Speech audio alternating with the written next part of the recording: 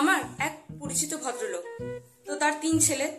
তো তিনি তার 3 ছেলেকে বললেন যে দেখো, তোমাদেরকে আমি সব থেকে বেস্ট এডুকেশন দেওয়ার চেষ্টা করেছি, আর এটা করতে গিয়ে কিন্তু আমাকে প্রচুর পরিশ্রম করতে হয়েছে।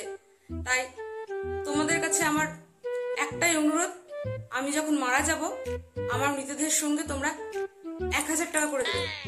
এটা তো কিছুই না, এটা আমার পরিশ্রমের মূল্য। আর এটা যদি তোমরা নিজেদের পকেট থেকে দাও তাহলে সারা জীবন মনে রাখবে। তো কিছুদিন পর সেই ভদ্রলোক মারা গেলেন। তো ইতিমধ্যে তার 3 ছেলে কিন্তু সুপ্রতিষ্ঠিত, একজন ডাক্তার, একজন প্রফেসর আর একজন উকিল। তো বাবার মৃত্যুর পর বাবার বলে যাওয়া সেই কথা কিন্তু ছেলেরা ভোলেনি। প্রথমে ডাক্তার ছেলে এসে বাবার মৃতদেহের ওপর 1000 টাকা রেখে দিয়ে কাঁদতে কাঁদতে চলে গেল। তারপর প্রফেসর ছেলে এসে বাবার মৃতদেহের ওপর 1000 টাকা রেখে দিয়ে সেও চলে গেল।